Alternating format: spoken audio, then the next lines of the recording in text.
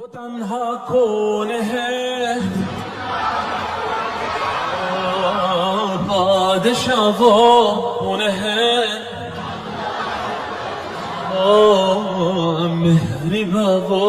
कौन है क्या ऊंची शान है अल्लाह अल्लाह उसकी सब निशान है अल्लाह सब दिलों की जान है अल्लाह अल्लाह हस्बी रब्बी अल्लाह अल्लाह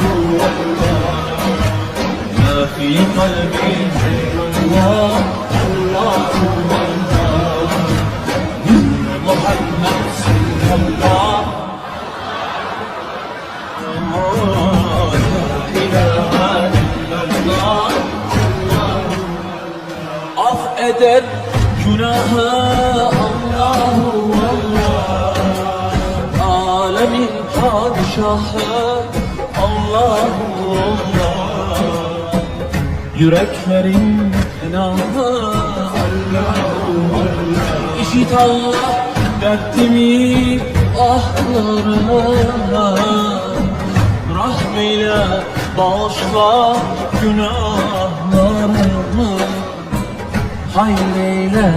akşam hem sabahlarına Hasbi Rabbi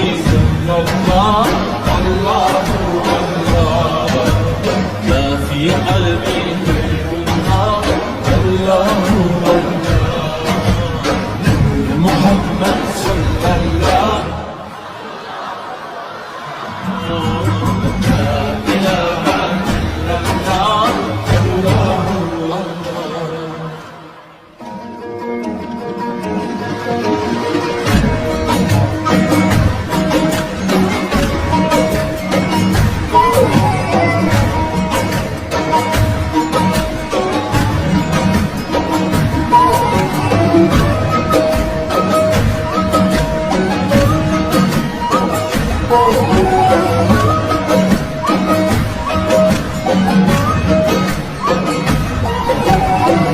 يا رب العالمين صل على طه الأمين في كل وقت وحين املأ قلبي باليقين الله ثبتني على هذا الدين اغفر لي والمؤمنين أرضاهم حسبي ربي الله الله ما في قلبي غير الله الله نور محمد صلى الله